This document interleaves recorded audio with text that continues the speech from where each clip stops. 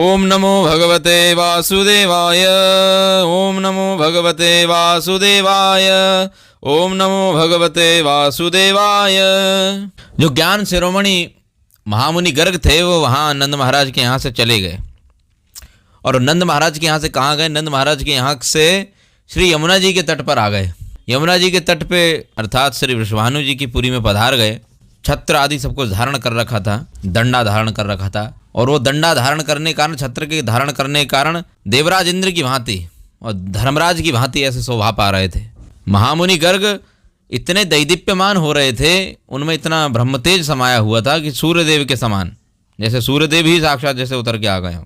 और हाथ में उन्होंने पुस्तक ले रखी थी और मेखला जो होती है, मेखला बंधन आदि करते हैं ना जब, तो मेखला से युक्त थे और शुभ्र वस्त्र पहन रखे हैं, ब्रह्मा जी के समान प्रतीत हो रहे हैं। दूर से चले आ रहे हैं। यहाँ से श्री वृषभानु जी ने जब शुक्ल वस्त्रों से सुशोभित थे और भगवान विष्णु जैसी शोभा पा रहे थे महामुनि गर्ग अपने शिष्यों के साथ में। और उन मुनि श्रेष्ठ को देख करके दूर से ही ये वृषभानु महाराज तुरंत उठ करके खड़े हुए, आदर के साथ उनको सिर झुका करके उन्हें प्रणाम किया और हाथ जोड़ करके उनके सामने खड़े हो गए। पूजन के लिए सारी सामग्री ले ली, पूजन उपचार आदि, एष धूप, धूप दीप नैवेद्य सब कुछ अर्पण किया और आसन दिया मुनिश्रेष्ठ को बैठने के लिए। ये जब महान भागवतों का आदर करते हैं, भक्तों का, संतों का, महात्माओं का आदर करते हैं, आदर करने का तरीका होता है कि जब उनके किसी के घर में जब भगवान के महान भक्त आदि का पदार्पण हो तो उस समय वो उपचार आदि से पूजा करें, धूप दीप नैवेद्य आदि। तो ऐसा ही उपचार आदि से उन्होंने वृषभानु महाराज ने उनके साथ पूजा करी। तो उन ज्ञान शिरोमणि का वृषभानु महाराज ने पूजन किया। पूजन करके, परिक्रमा करके वृषभानु जी ने उनसे कहा कि संत पुरुषों का जो विचरना, मतलब एक स्थान से दूसरे स्थान पे जाना, ये बड़ा शांतिमय है। क्योंकि गृहस्थ जनों को परम शांति प्रदान करने वाले कौन होते हैं? संत जन। क्योंकि मनुष्य के भीतरी अंधकार जो बसा हुआ है, एक तरीके से देखा जाए तो सूर्यदेव तो बाहर का प्रकाश देते हैं, बाहर का अंधकार दूर करते हैं और प्रकाश देते हैं, परंतु वास्तविक में जो महात्मा जन है वो हमारे अंदर, हृदय की अंदर जो मायाबद्ध जो जीव है और उसके जो हृदय में हृदय ग्रंथि, संशय आदि की ग्रंथि है, उसके कारण एक अंधकार बना हुआ है मन में, जो कि उसको व्यक्ति को जब तक संत महात्माओं की कृपा प्राप्त ना हो तब तक कि मन का अंधकार दूर नहीं हो सकता। बाहर का अंधकार सूर्यदेव हटा देते, पर अंदर का अंधकार तो महात्मा जन ही मिटाते हैं। और हे भगवान, हे महामुनि, हे श्रेष्ठ, आपके दर्शन पाके तो आज मैं परम पवित्र हो गया और सभी हमारे जितने गोपगण हैं वे सब भी पवित्र हो गए, मैं भी पवित्र हो गया। और इस भूमि पर यदि आप जैसे महात्मा गण, तीर्थों को पावन करने वाले महात्मा गण क्या करते हैं? तीर्थों को भी पावन करने वाले हैं। और ऐसे महात्मा का जब विचरण करते रहते हैं और विचरण करते हुए आज हम जैसे गोप समुदाय के लोगों के पास आए हैं तो हमारा बहुत अहोभाग्य है, सौभाग्य है, परम सौभाग्य आज जागृत हो गया कि आप जैसे श्रेष्ठ मुनि के दर्शन हुए, भगवान के महान भक्त के दर्शन हो गए और आपका पदार्पण हुआ। और मेरे यहाँ पर एक कन्या हुई है मुनिवर, जो मंगल स्वरूपा है, मंगल की तो धाम कि जब से वो आई है तब से हमारे ब्रज में मंगल ही मंगल हो रहे हैं। और उसका नाम मैंने जो श्री राधिका जी उनका नाम है वो कन्या का। और आप भली भांति विचार करके बताइए कि मतलब इसके शुभ विवाह किसके साथ होगा, क्योंकि आप तो तीनों लोगों में विचरण करते हैं, आप तो जानते होंगे इस कन्या के लिए, मेरी जो कन्या है राधिका, उसके लिए कौन सा उपयुक्त वर है, सबसे श्रेष्ठ वर कौन सा है। आप तो दिव्यदर्शी हैं और सब कुछ जानने वाले हैं, इसलिए इनके लिए जो सुयोग्य वर हो, जो इनके योग्य हो, उसी के हाथ में हम इस कन्या का हाथ देंगे। तो मुनिवर गर्गाचार्य जी ने ये सारी चीज़ें स्वीकार करी, उनकी पूजा आदि सब कुछ स्वीकार करके। और जब सुन रहे थे सारी बातें वृषभानु जी की कि वृषभानु जी क्या बोल रहे हैं कन्या के लिए वर, और कन्या भी कौन है? कोई साधारण नहीं है, पराशक्ति साक्षात प्रेम स्वरूपा श्रीमती राधा रानी। और उनके लिए बोल रहे हैं इनके लिए कोई सुयोग्य वर। अभी पहले लड़के वाले को बता के आ रहे हैं सारी डिटेल गर्गाचार्य जी, लड़के वालों की तरफ से फिक्स करके आ रहे रिश्ता कि भाई एक लड़की है जो इनकी नित्य शक्ति है, वो साधारण लड़की नहीं है। अभी लड़के वालों के यहाँ से आ रहे हैं, अब छोरी वाले के यहाँ आए, अभी छोरा वाले के यहाँ तो समझाया है, अब छोरी वाले के यहाँ आ गए। अब छोरी वाले भी पूछ रहे हैं, हालांकि छोरा वाले ने तो कछु ना पूछी, उन्होंने तो यहीं कह दी कि बस नामकरण संस्कार पे ही उनको विवाह पक्का कर दो इनने। और अब जब वृषभानु जी के यहाँ आए हैं तो अब वृषभानु जी छोरी वाले हैं, तो वो पूछ रहे हैं कि मेरे यहाँ एक कन्या जो जन्मी है, जो मंगल की धाम है, जब से वो आई है तब से मंगल ही मंगल हो रहे हैं, उनके लिए सुयोग्य वर कौन है?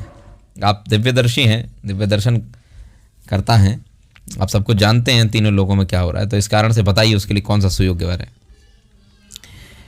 तभी गर्गाचार्य जी ने वृषभानु जी का हाथ पकड़कर ऐसे खड़े हुए थे और वहीं यमुना जी के तट पे, और उन्होंने बोला कि हाथ पकड़ के उनका ले गए कि वृषभानु जी अब इस सब के सामने ये सब बात करने वाली नहीं है, एक निर्जन में हम चलते हैं थोड़ा। तो अचानक थोड़ा हट करके वहाँ से निर्जन प्रदेश में चले गए जहाँ बहुत सुंदर स्थान था। वहाँ जा कर के यमुना जी के तट में जो कालिंदी देवी हैं यमुना जी, उनकी कल्लोल मालाओं से कल कल ध्वनि इधर उधर हो रही है, आवाज़ आ रही है एकांत में जा कर के, और आवाज़ गूंज रही थी सब जगह, पक्षियों की, पशुओं की, इधर उधर। वृषभानु जी के साथ में जो धर्मज्ञ मुनीन्द्र गर्ग महाराज थे वो बैठ गए, और बैठ कर के वहाँ बोले कि आपने जो ये बात कही है कि मेरी जो पुत्री है राधिका है, और राधिका जी आपकी पुत्री हैं, उनके लिए सुयोग्य वर कौन सा है, क्या है? तो देखो सबके सामने बताने वाली बात नहीं थी, इसलिए मैं आपको एकांत में लेकर आया हूँ, और एक गुप्त बात है, इसको तुम किसी से कहना नहीं, ठीक है? तो सुनो अब ध्यान से। जो असंख्य ब्रह्मांडों के अधिपति गोलोक धाम के स्वामी भगवान श्री कृष्ण हैं, परात्पर प्रभु हैं, जिनको सभी लोग परिपूर्णतम कहते हैं, साक्षात परिपूर्णतम परात्पर प्रभु पुरुषोत्तम प्रभु हैं, जिनसे बढ़कर के कोई दूसरा है ही नहीं, जो अद्वितीय हैं इस संसार में। स्वयं वे ही भगवान श्री कृष्ण नंद नंदन के रूप में नंद महाराज के यहाँ प्रकट हुए हैं। नंद के घर प्रकट हो चुके हैं वह। तो देखोगे तो गर्गाचार्य जी ने भी यही बताना चाह रहे हैं कि भगवान श्री कृष्ण यशोदा मैया के यहाँ नंद महाराज के यहाँ प्रकट हुए हैं, अर्थात नंद के यहाँ प्रकट हुए दो रूप में, वसुदेव जी के यहाँ वासुदेव स्वरूप में, और नंद महाराज के यहाँ नंदनंदन कृष्ण स्वयं कृष्ण भी अवतीर्ण हुए। तो इसलिए वो उन्होंने गर्गाचार्य जी ने भी यही बोल दिया श्री वृषभानु जी से कि नंदनंदन के रूप में स्वयं प्रकट हो चुके हैं। और इतना सुनकर के वृषभानु जी बोले अच्छा ऐसा है, अरे फिर तो नंद महाराज का बड़ा अद्भुत भाग्य है, हम तो गए थे जब उनका जो लाला हुआ तो बोले तुम लोग गए थे? हाँ। बोले हम लोग हाथी पे चढ़ के गए थे और हमने तो खूब बधाइयाँ दी थी। बोले हाँ वो बहुत महासौभाग्यवान हैं, उनके यहाँ स्वयं भगवान श्री कृष्ण प्रकट हो चुके हैं। वृषभानु जी बोले वो तो धन्य हो गए, और उनके भाग्य की कहाँ तक वर्णना करूँ, वो तो उनका भाग्य अवर्णनीय है, वर्णन नहीं किया जा सकता। अब आप भगवान श्री कृष्ण के संपूर्ण अवतार का जो संपूर्ण कारण है मुझे बताइए प्रभु, मैं सुनने के लिए और उत्सुक हूँ। तो गर्गाचार्य जी बोले चिंता मत करो, भगवान श्री कृष्ण पृथ्वी का भार उतारने और कंस आदि दुष्टों का विनाश करने के लिए ब्रह्मा जी की प्रार्थना करने पर भगवान श्री कृष्ण पृथ्वी पर अवतीर्ण हुए हैं जो नंद महाराज के यहाँ। और उन्हीं परम प्रभु श्री कृष्ण की पटरानी जो प्रिया हैं, जो साक्षात गोलोक धाम में विराजती हैं, जो श्रीमती राधिका जी हैं, वो जो गोलोक धाम में विराजती हैं, वो ही तुम्हारी पुत्री के रूप में वो पराशक्ति श्री राधिका जी हैं। तुम उनको नहीं जानते, वो इतनी पराशक्ति हैं, इस समय तुम नहीं जानते हो, और वो ही स्वयं तुम्हारी पुत्री के रूप में प्रकट हुई हैं। तो इसलिए तुम्हें चिंता करने की ज़्यादा ज़रूरत नहीं है कि इनका पति कोई कौन होगा। और उस समय जब इन्होंने ये सुना कि अरे कि भगवान श्री कृष्ण तो नंद के यहाँ प्रकट हो गए, और उनकी जो पराशक्ति नित्य शक्ति जो है श्रीमती राधा रानी, वो मेरी पुत्री के रूप में साक्षात श्री राधिका, वही श्री राधिका अवतीर्ण होकर के आई हैं। ये जब उन्होंने सुना, और ये तो सुनकर के उनके मन में आनंद की बाढ़ आ गई, आनंद की लहरें उठने लगी, और बहुत विस्मित हो गए। और उन्होंने कीर्ति जी को उनको बुला करके उनके साथ में विचार किया, और स्वयं श्री राधा कृष्ण के प्रभाव को जान के जो गोपवर वृषभानु जी थे उनके आंखों में आनंद के आंसू छा गए।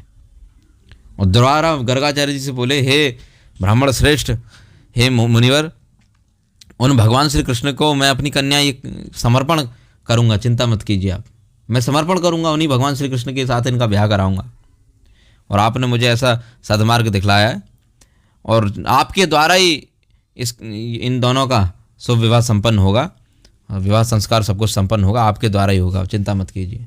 ऐसे इतने में बोल रहे थे, गर्गाचार्य जी बोले वृषभानु जी इतना अभी मन में वो मत सोचो, और इन दोनों का विवाह, श्री राधा कृष्ण का विवाह मैं नहीं कराऊंगा। हाँ, इनका पाणी ग्रहण संस्कार जो होगा, इनका विवाह संस्कार मैं नहीं कराऊंगा।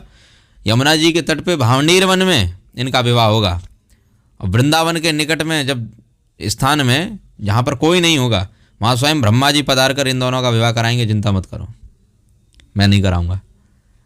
हाँ, इनका विवाह कोई साधारण ब्राह्मण से नहीं होगा, इनका विवाह तो ब्रह्मा जी संपन्न करा सकते हैं।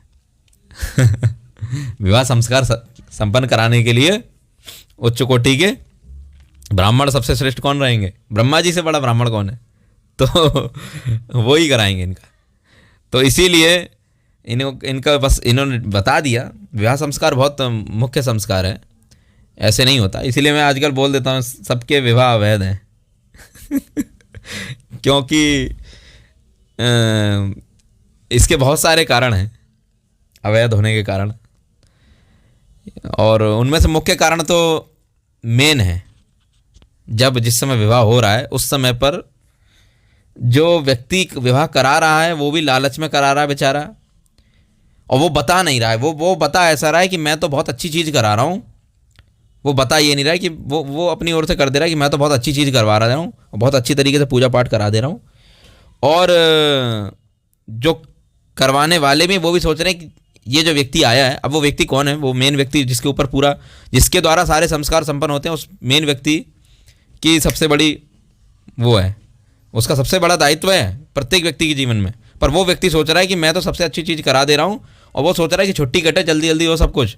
और करवाने वाले जो विवाह संस्कार के लिए उसको जिन्होंने निमंत्रण दिया है, वो भी सोच रहे हैं ये जल्दी जल्दी कराए और अपना जल्दी निकले और हमारी विदाई करा दो। इस कारण से जो विवाह आदि संस्कार जो संपन्न हो रहे हैं सब अवैध ऐसे ही हैं। और वो मेन व्यक्ति है ब्राह्मण, मेन व्यक्ति ब्राह्मण। आजकल तो ऐसे ऐसे विवाह हो रहे हैं, क्या बोला जाए, अगड़म सगड़म कुड़म धुड़म स्वाहा।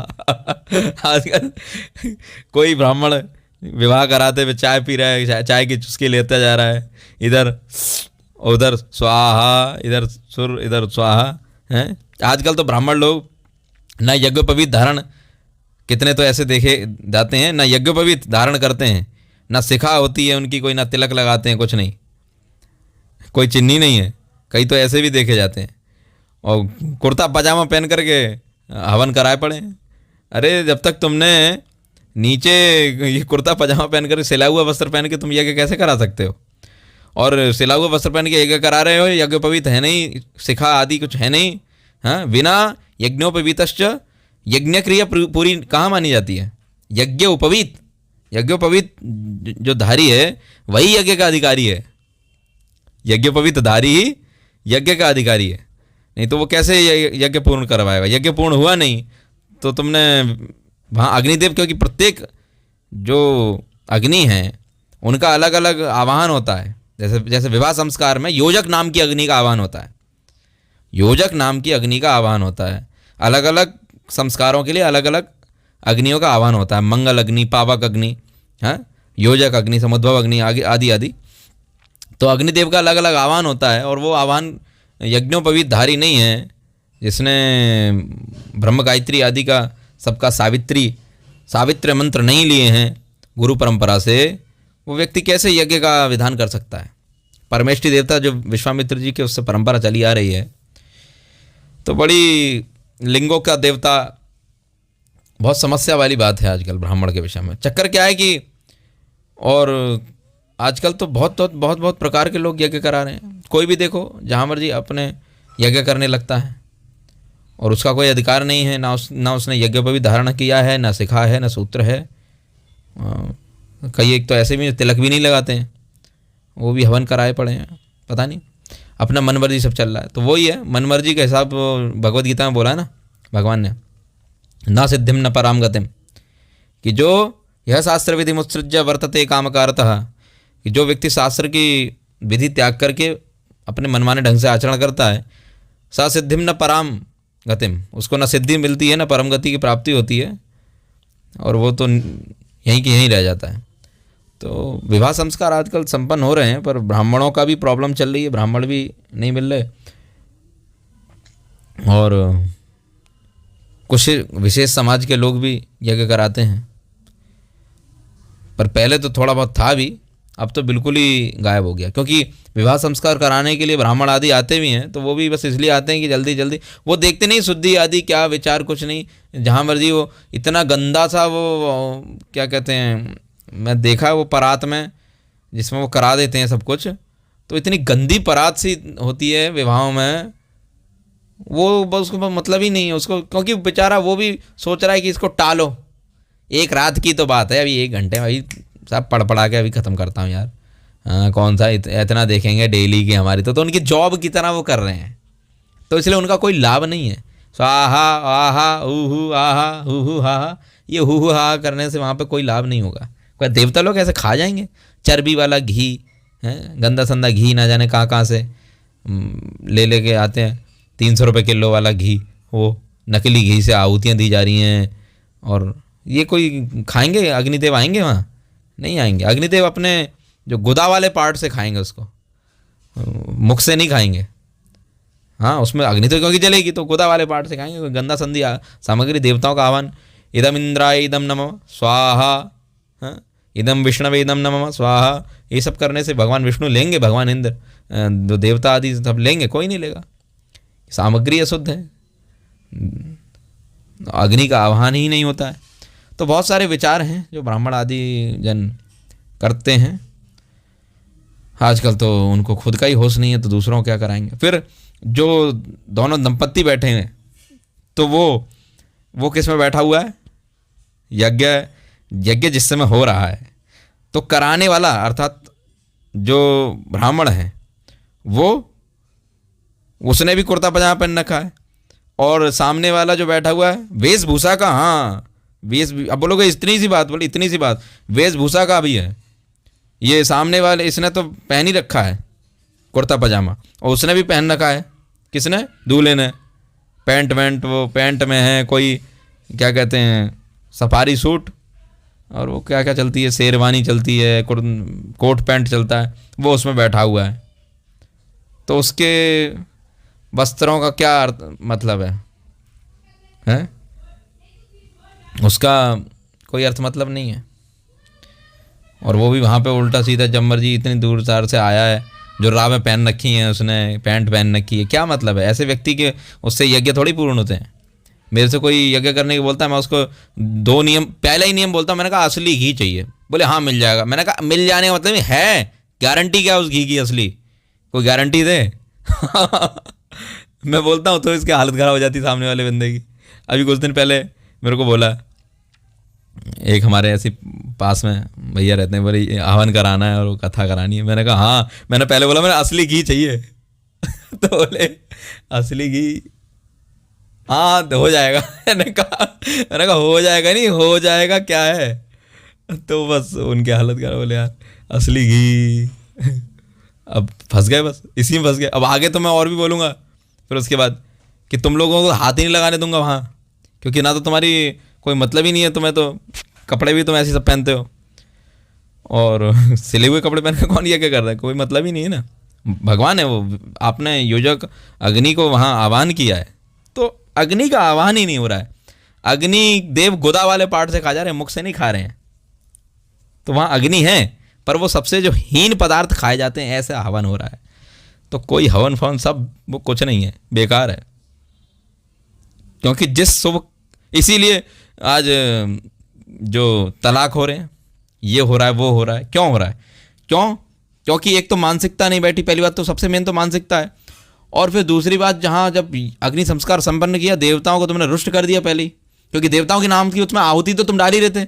इंद्रदेव को बोल रहे थे इंद्राय स्वाहा, इंद्रदेव को बोल रहे थे कि इंद्रदेव आपके लिए स्वाहा, यह आहुति गई।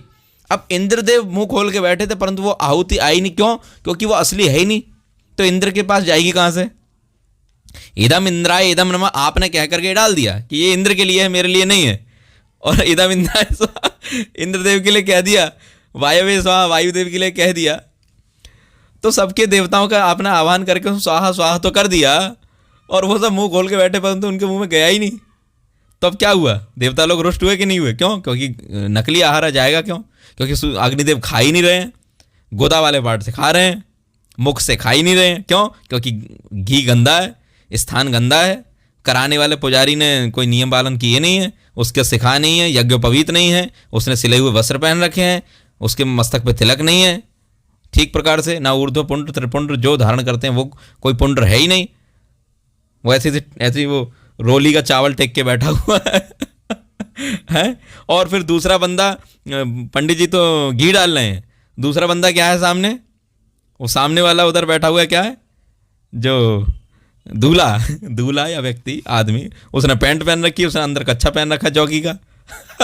ये सब, हाँ, ये सब कुछ देवता लोग देखते हैं कि इसने परिधान कैसा पहना, इसने वस्त्र कैसे पहने। हाँ, इसका विधान होता है, ऐसे नहीं होता यज्ञ कर्म।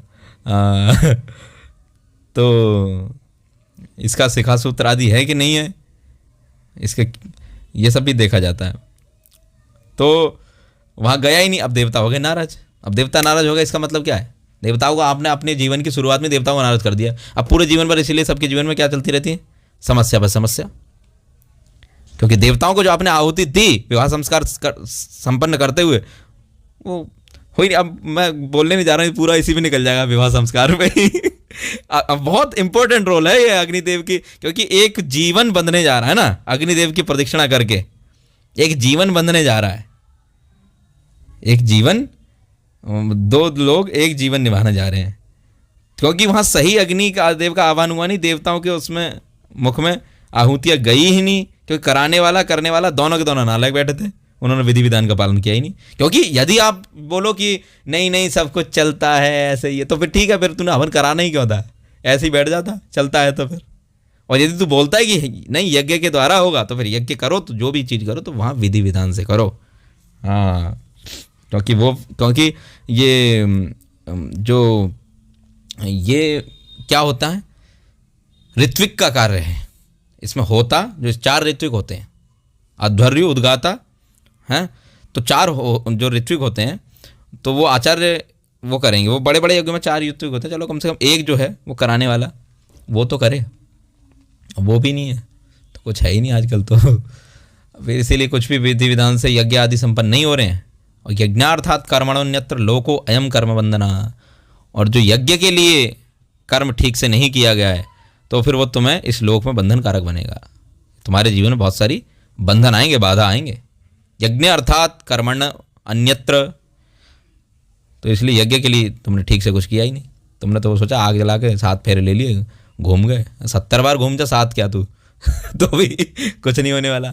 तो इसलिए आगे जीवन में तो बंधन आएंगे, और सबके आ रहे हैं। देखो आज धज्जियाँ उड़ी हुई हैं सबके रिश्तों की, जाते ही 4 दिन नहीं बीतते हैं, तब तक उसकी सास दुखी, के ससुर दुखी, के बहू दुखी, वो खुद दुखी, ये दुखी, और पूरा जीवन एकदम नीरस हो जाता है, नीरस।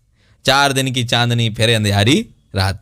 बस हाँ, ये होता है कि 2 लोगों को अपनी इंद्रिय तृप्ति पूरी भड़ास निकालने की, हवस निकालने की वो मिल जाती है, कि बस इतना ही होता है, इससे ज़्यादा और कुछ नहीं कर पाते, कामी बन के रह जाते हैं बस ज़िंदगी भर।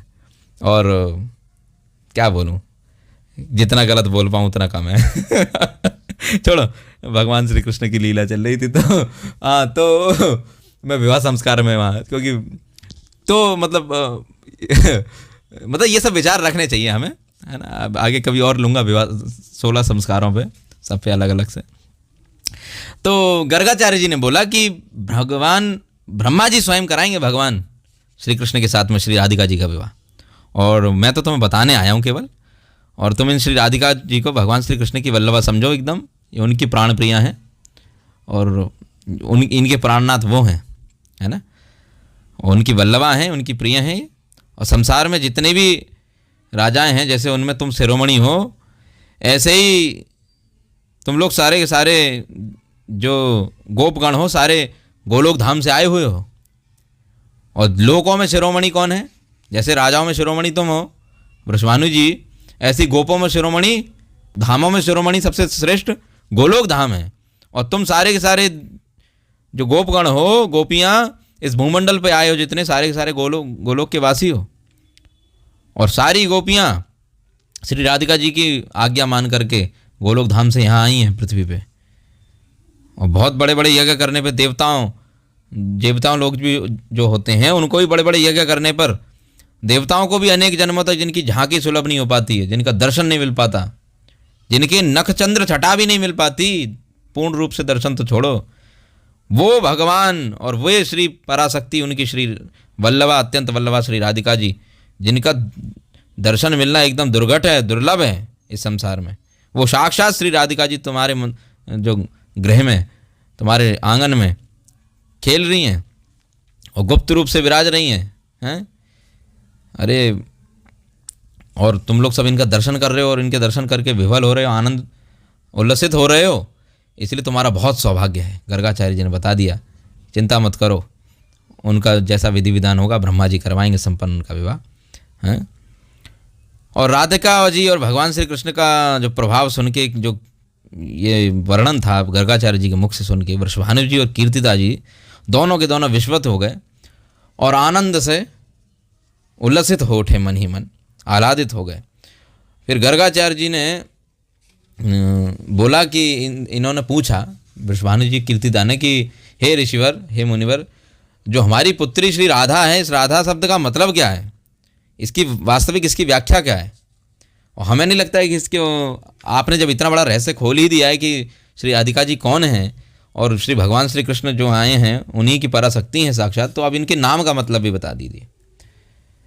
तो श्री गर्गाचार्य जी बोलते हैं कि सुनो, मैं बताता हूँ तुम्हें कि राधा शब्द की व्याख्या क्या है। राधा शब्द की व्याख्या मैं तुम्हें एक बहुत समय पहले घटना बताता हूँ। एक समय, बहुत पुरानी बात है, कि मैं एक समय गंधमादन पर्वत पर गया था और मेरे साथ में मेरे शिष्य लोग भी गए थे। वहीं पर भगवान नारायण विराजते हैं और उन्हीं भगवान श्री नारायण के मुख से मैंने सामवेद का सारांश सुना था। किसका सारांश सुना था? सामवेद का सारांश में सुना था, जिसमें उन्होंने बताया था कि रकार शब्द जो राधा के नाम में है, राधा शब्द की व्याख्या भगवान श्री नारायण ने करी थी कि रकार शब्द से रमा समझने चाहिए। रमा अर्थात भगवान श्री कृष्ण की, जो कृष्ण में ही सदा रमी रहती हैं और श्री कृष्ण की अनुगामिनी हैं, वे रमा भगवान और नारायण की जो पत्नी हैं अर्थात लक्ष्मी जी। तो रकार शब्द से रमा समझना चाहिए, जो इसमें रकार के बाद में आकार आता है, र आ तो बनता है रा। तो जो आकार है, आकार का अर्थ होता है गोपियों का, सारी गोपियों का जो वाचक है वो आकार है। रकार से रमा का और आकार से गोपियों का। और धकार शब्द से धरा का, धरा अर्थात भूमि, धकार शब्द से धरा का समझना चाहिए। और फिर जो पुनः धकार के बाद जो बड़ा आकार आता है, रा र आ ध आ, तो बना राधा। तो जो पुनः एंड में आकार आता है जो अंत में, उसका अर्थ होता है विरजा। विरजा नदी को इसमें ग्रहण करते हैं। तो इसलिए राधा शब्द का अर्थ क्या है? जो परमात्मा भगवान श्री कृष्ण हैं, जो सर्वोत्कृष्ट भगवान हैं, उनके तेज जो है, उनका सर्वोत्कृष्ट जो तेज है वो 4 रूपों में विभक्त होता है। लीला, भू, श्री और विरजा, इन 4 रूपों में। किस किस में होता है? लीला, भू, श्री और विरजा रूप में होता है। और ये 4 उनकी पत्नियां हैं, लीला, भू, श्री, विरजा, ये 4 उनकी पत्नियां हैं। और उनका चतुर्विध तेज भी यही 4 हैं। और ये सब की सब जब कुंज भवन में जाकर के श्री राधिका जी के श्री विग्रह में लीन हो गई थी एक समय पर, इसलिए विज्ञानी जन, जो ज्ञानी जन हैं, विशेष रूप से विशेष रूपेण ज्ञान इति विज्ञान, और विशेष ज्ञानी जो होते हैं, विशेष ज्ञान को रखने वाले होते हैं, उन्हें विज्ञानी जन बोलते हैं। तो बड़े बड़े विज्ञानी जनों ने, जो जानने वालों ने, विज्ञ जनों ने श्रीमती राधा जी को परिपूर्णतमा कहा है। भगवान श्री कृष्ण को परिपूर्णतम कहा है और श्री राधिका जी को परिपूर्णतमा कहा है, क्योंकि इनमें श्री, भू, लीला और विरजा, ये 4 शक्तियाँ इनमें ही विलीन हो जाती हैं। जैसे सारे अवतारों के मूल भगवान श्री कृष्ण हैं, ऐसी सारी शक्तियों के मूल भगवान की पराशक्ति श्रीमती राधिका जी हैं। इसलिए इनको परिपूर्णतमा भी कहते हैं। और जो मनुष्य है, इसलिए हमें श्री राधा जी के नाम को समझना चाहिए। रकार से रमा, आकार से गोपियाँ, धकार से धरा और आकार से विरजा। तो इसमें भगवान की 4 शक्तियाँ विराजमान हैं श्री राधा नाम में। इसलिए श्री राधा नाम परिपूर्णतमा श्रीमती राधा जी का नाम है। और जो कोई मनुष्य भगवान श्री कृष्ण के राधा कृष्ण, राधा कृष्ण, राधा कृष्ण, ऐसे भगवान का नाम राधा कृष्ण, ये जो नाम उच्चारण करता है, वो 4 पदार्थों को क्या साक्षात भगवान श्री कृष्ण भी उसके लिए सुलभ हो जाते हैं। जो व्यक्ति क्या उच्चारण करते रहे? राधा कृष्ण, राधा कृष्ण, राधा कृष्ण, राधा कृष्ण, तो इसलिए श्री ब्रह्मवदो गौड़ी संप्रदाय में श्रीमती राधा रानी को हरे कहा जाता है। तो इसलिए हम लोग उच्चारण करते हैं हरे कृष्ण कृष्ण कृष्ण हरे हरे, हरे राम राम राम हरे हरे। तो इसी प्रकार से कह रहे हैं कि जो व्यक्ति सदैव मनुष्य बारंबार भगवान श्री राधा कृष्ण ऐसे उच्चारण करता रहे, भगवान के नाम का उच्चारण लेते रहे, तो उसके लिए चार पदार्थ क्या हैं? धर्मार्थ काम मोक्ष, ये चारों पदार्थ क्या भगवान श्री कृष्ण भी साक्षात उसके लिए सुलभ हो जाते हैं। मतलब भगवान श्री कृष्ण भी उससे दूर नहीं, वो भी उसे अवश्य एक दिन प्राप्त होंगे जो भगवान श्री राधा कृष्ण का नाम उच्चारण करते रहे। इसीलिए श्रीमती राधा रानी, हम लोग श्रीमती राधा रानी को हरे संबोधन करते हैं, हरे रूप में पुकारते हैं। इसलिए ब्रह्मवदो गौड़ी संप्रदाय में हरे कृष्ण कृष्ण कृष्ण हरे हरे, हरे राम राम राम हरे हरे। इस प्रकार से श्री गर्गाचार्य जी ने नंद ब्रजभानु जी को और कीर्ति माता को बताया कि जो राधा रानी है वो साक्षात भगवान श्री कृष्ण की प्रियतमा है और इनके प्राणनाथ वही हैं, उन्हीं के साथ में विवाह होगा इनका और निर्जन प्रदेश में विवाह होगा। ब्रह्मा जी संपन्न कराएंगे, आप चिंता मत करो, मैं नहीं कराऊंगा, ब्रह्मा जी कराएंगे। ब्रजभानु जी सोच रहे थे कि अभी गर्गाचार्य जी कुछ व्यवस्था करें, बोले नहीं मैं नहीं, ब्रह्मा जी इनके लिए ये भी टॉप मोस्ट है, तो इनके लिए ब्राह्मण भी टॉप मोस्ट ही आए।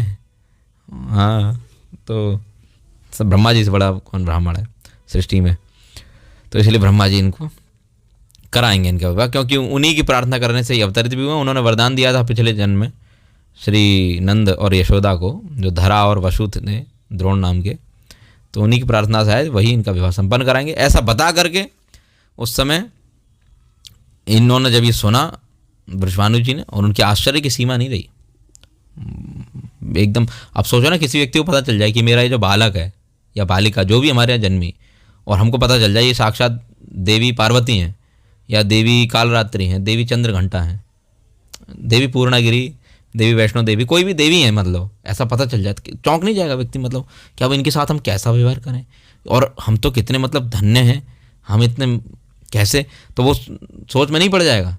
तो ऐसे ये लोग आश्चर्य में पड़ गए कि बताओ, अनंत कोटि ब्रह्मांडों की एकमात्र अधिकारिणी हैं, जिनके अधिकार में सब कुछ आता है, वो स्वयं हमारी पुत्री के रूप में अवतरित हुई हैं।